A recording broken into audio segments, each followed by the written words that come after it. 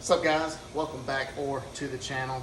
So today's video is going to be more of just an informational video about the Ecoboost. I see a lot of controversy on the internet about the Ecoboosts are unreliable, they're nothing but money pits, and today I'm going to just kind of go over my money pit and go over what all I've had to do maintenance wise to keep this truck on the road.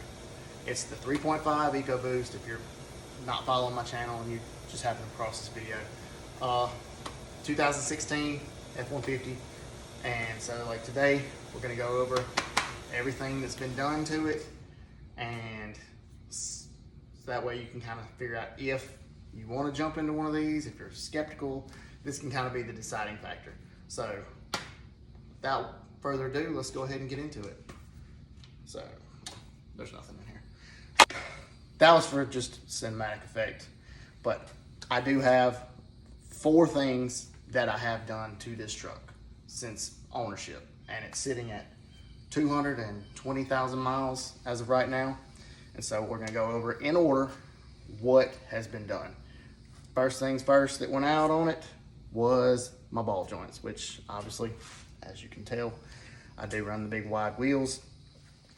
So that over time, you are going to have wheel hubs wear out, ball joints wear out.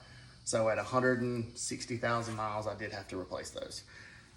Wasn't too bad, wasn't too expensive. The wheel hubs, I did them myself. There's a video actually on my channel of the wheel hubs being replaced. Ball joints, I kind of just bought some more upper control arms, just changed everything out.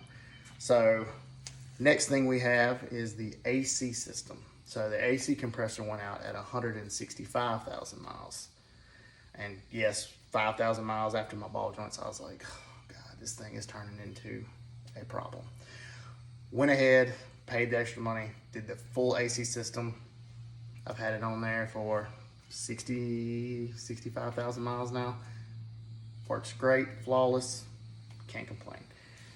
After the AC system, I did have the water pump go out. Water pump went out at 180,000 miles, mainly. Everything was working great. Bearings just, they left the chat. So I did put a water pump on it. That cost me about $400 or $500.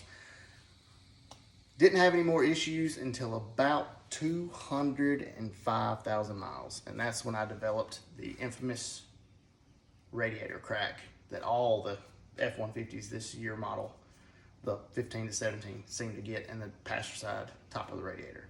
The plastic housing actually cracks over time, just start weeping, cooling out, gets worse and worse and worse. That cost me about $800. I had to let somebody do it because you have to pull the entire front end off just to get it out, and I don't have the time or the patience. So I did pay for that. Okay, last but not least, we're gonna talk cam phasers. And this truck actually has the original cam phasers in it. Yes, I know it's hard to believe. 220,000 miles on the original cam phasers. What I can tell you about that is I feel like maintenance is going to be key.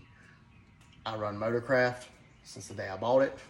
I change my oil religiously, 7,000 miles, 0 issues, no cold start rattle, anything like that.